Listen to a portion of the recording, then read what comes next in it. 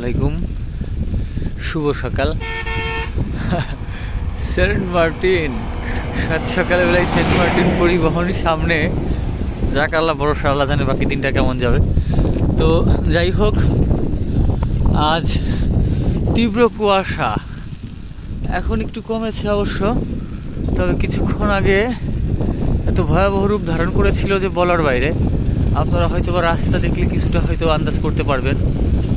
আর বিশেষ করে পাহাড়ি এলাকা তো আপনার এই পাহাড়ের গ্যাপে মাঝখানে নাই, আর উপর দিয়ে আছে। তো আপনি যদি 3তলা বা 4তলা বা তার বেশি কোনো ভবন থেকে দাঁড়ান, আপনার কাছে মনে হবে আপনি মানে হয়তো বা মেঘ ভাসতেছে, এরকম অনেকটা এরকম মনে হয়।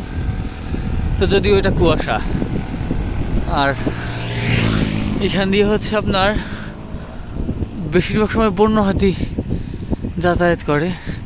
জায়গাটা, সরি ভুল বললাম, আর একটু সামনে। হ্যাঁ, দেখানোর চেষ্টা করবো আপনাদের সবাইকেই। তো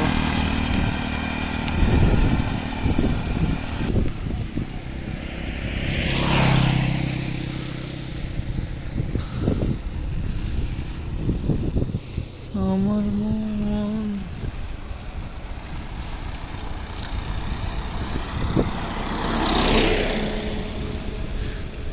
এখান দিয়ে যখন হচ্ছে আপনার ধান লাগানোর সময় হয়, ওই ধানের সময় সিজনটাতে বন্য হাতিদেরকে একটু বেশি দেখা যায়।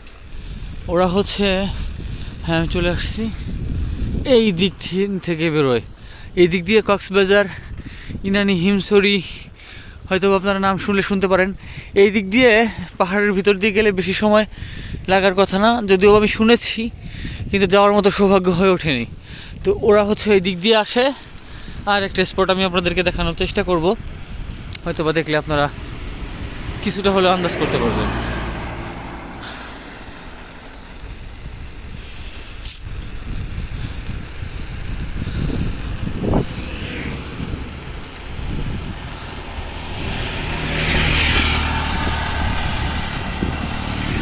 এই তো চলে এসেছি।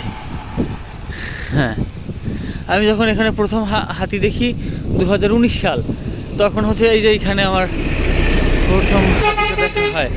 এখান দিয়ে আগে প্রচুর, আমি আপনাদেরকে দেখাচ্ছি, আগে এখান দিয়ে অনেক বেশি ধান চাষ করা হতো। এই যে যে যে জায়গাটা দিয়ে এখান দিয়ে হচ্ছে আসে, এই দিক দিয়ে ঘন জঙ্গলের ভিতর দিয়ে এখনও গেলে হয়তো বা পাওয়া যেতে পারে। আগে হচ্ছে এই জায়গাটা সম্পূর্ণ ধান চাষের জন্য হতো, বা ধান চাষ করা হতো এই জায়গাটায়।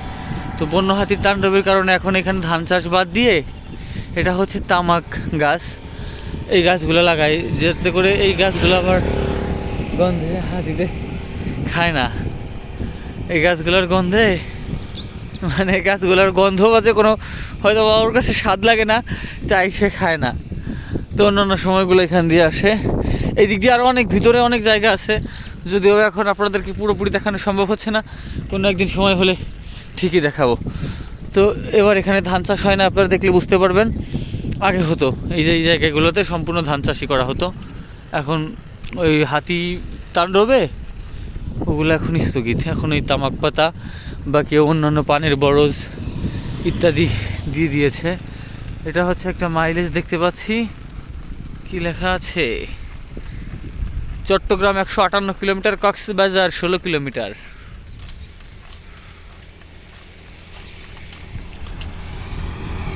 ধন্যবাদ, সবাই ভালো থাকবেন, আসসালামু আলাইকুম।